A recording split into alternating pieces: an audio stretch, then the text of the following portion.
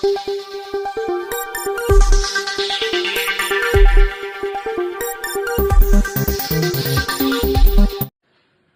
वालेकुम, नमस्कार। मैं खालिद खान। इस वीडियो के माध्यम से मैं आप लोगों से कुछ जरूरी बात करने आया हूं। जैसा कि आप जानते हैं, चुनावी बिगुल बज चुका है और इलेक्शन के डेट्स डिक्लेयर हो चुके हैं। आने वाले 20 तारीख यानी 20 नवंबर को मतदान होने हैं और 23 को उसका परिणाम आना है। इसमें हमारे नेता डॉक्टर जितेंद्र अवार्ड साहब, जिन्होंने अपना चौथी बार नामांकन भर चुके हैं और महाविकास अघाड़ी के भी उम्मीदवार हैं। मैं आपको बता दूं कि उनकी निशानी तुरहा बजाता हुआ आदमी, आप कह सकते हैं कि तुतारी बजाता हुआ आदमी है।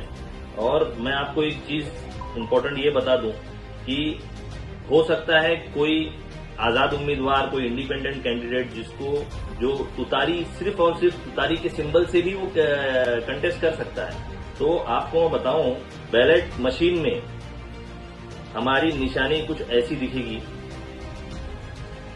हमारी निशानी तुरहा बजाता हुआ आदमी है और बैलेट पेपर में हो सकता है आपको सिर्फ तुतारी भी दिखे, सिर्फ तुतारी का भी लोगो दिखे। तो हमारी निशानी सिर्फ तुतारी नहीं है, हमारी निशानी तुतारी बजाता हुआ, तुरहा बजाता हुआ आदमी है।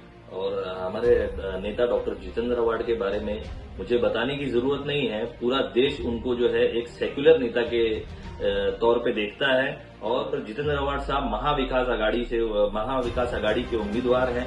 महाविकास अघाड़ी जिसमें इंडियन नेशनल कांग्रेस है, समाजवादी पार्टी है और एनसीपी शरद पवार जो गुट है वो भी महाविकास अघाड़ी में ही है। आम आदमी पार्टी है, ऐसी जो सेक्युलर पार्टी है वो महाविकास अघाड़ी के साथ है। और महायुति में आपको बता दूं कि एनसीपी अजीत पवार गुट जो है वो महायुति के साथ में है, जिसमें बीजेपी है, बीजेपी नरेंद्र मोदी की बीजेपी है और शिवसेना शिंदे गुट जो है वो भी जो है महायुति के अंदर ही आती है। ये दोनों जो है, जो महाविकास अघाड़ी है और महायुति है, ये इसमें दोनों की विचारधाराएं आप देखिए। जो महाविकास अघाड़ी है वो गांधी की विचारधारा पे चल रही है और जो महायुति है वो गोडसे की विचारधारा पे और आरएसएस की विचारधारा पे चलती है। तो आप इस चीज को समझिए। इस समय जो है दिवाली वेकेशंस चल रहे हैं, दिवाली की छुट्टियां चल रही हैं। तो कुछ जो हमारे शहर के लोग हैं वो भी वेकेशंस के प्लान्स बनाए हैं। जैसे हमारे उत्तर भारतीय जो लोग हैं वो अक्सर जो है दिवाली की छुट्टियों में गांव जाते हैं। तो मैं आपको बता दूं कि जब बीजेपी कोई एंटी मुस्लिम बिल लाती है, कोई एंटी मुस्लिम एक्टिविटी करती है, तो हम लोग यही सोचते हैं कि इसका जवाब कैसे दें, इस ताकत से, इस जो फिरका परस्त ताकत है, इससे कैसे लड़े। तो मैं आपको बता दूं कि इससे लड़ने का सिर्फ और सिर्फ एक ही हमारे पास में जो है वेपन है, वो है वोट। तो वोट करने का आज जो समय है वो आपको जवाब देने का समय है। ये छुट्टियां मनाने का समय नहीं है। आज हमको यहाँ जो है इलेक्शन के जो टाइमिंग है, जो डेट है, उसमें रह करके हमको इसका जवाब देना है वोट के जरिए।